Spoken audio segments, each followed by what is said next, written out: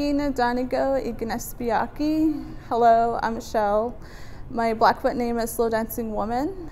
I am the Blackfoot program developer for Family Center, and I was hired to develop the curriculum for supporting father involvement First Nations. The Blackfoot teachings used in the program and the curriculum were given to us with permission that were described by Andy Blackwater Sr. He is a late Ghana elder and very close to the community. He describes the 7 Blackfoot teachings through a medicine wheel framework, in which we also used for our program.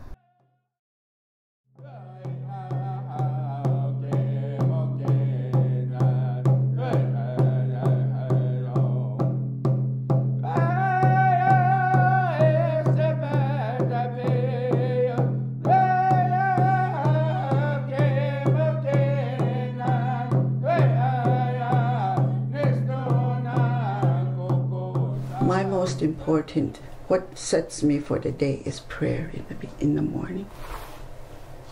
Prayer gives you that, for me, that sense of structure when I'm going to leave, and to have the blessing to come and step back into my home at the end of the day. In our Blackfoot way, the smudge, that's our way. That smudge is honored. The moment that you're going to pray, you're going to smudge. Because when you smudge, there's no barrier there. The truth, you speak the truth. That's what prayer is. And when we have prayer, it's for everyone. And that's when you pray for requests or, for family, encouragement, and at the end, for blessing for everyone.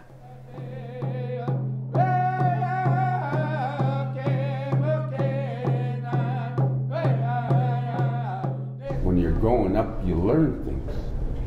And those things that you learn are probably through your mistakes. And that's how you grow. But you got to teach your children the same thing so that they don't fall into those things that you guys fall into. To learn from your mistakes, right? Once we stop teaching our youth of our way of life, those things, your children are going to lose the value of life, because there's so much influence coming in. There's so many things that are influencing our children right now, which is part of the lesson, is that First Nations people, I mentioned this before, our spirituality, our culture is our curriculum to our life.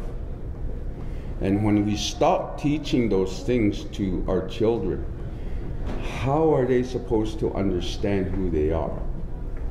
How are they supposed to understand the protocols or the morals and values that we were taught as kids?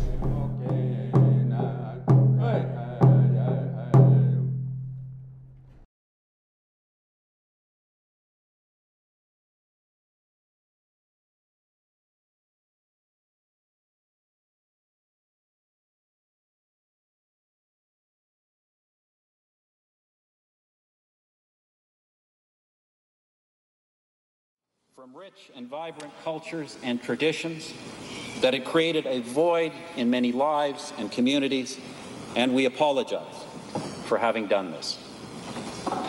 We now recognize that in separating children from their families, we undermine the ability of many to adequately parent their own children and sow the seeds for generations to follow. And we apologize for having done this.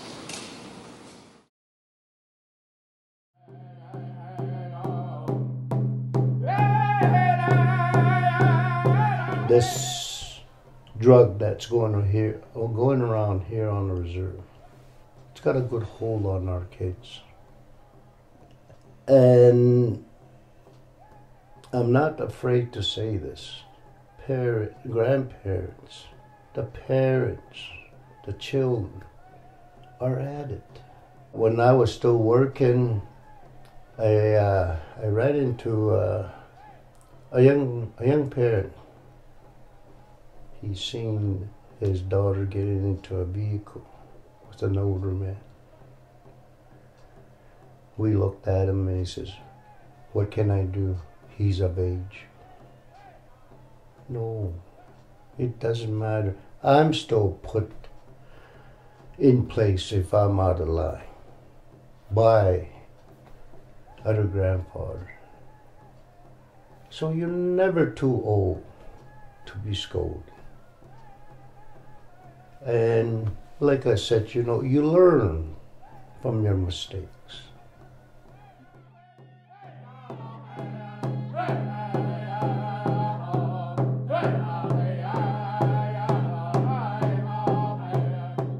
In our culture, it's the aunties, uncles, grandfathers. That's their job.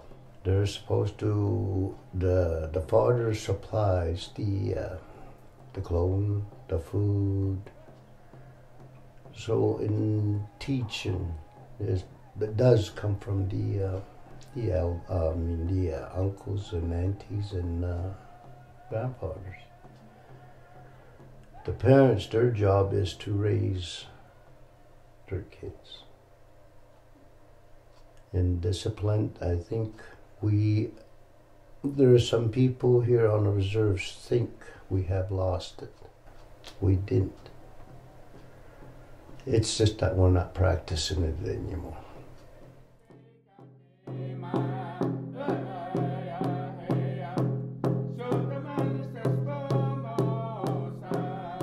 Compassion or love, in our language, it's gimmabibitsin. And to us, to be able to go beyond, your people, to have an open mind, and to have love for everybody, compassion, and that's the key to a lot of the things that we do. It would be such a better world to live in.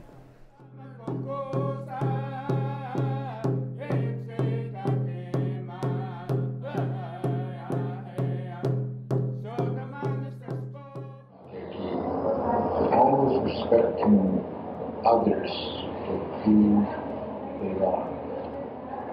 Don't respect others as how they want you to respect them. You be your own judge, you be your own individual. That's what we are as a Blackfoot nation. We are a nation.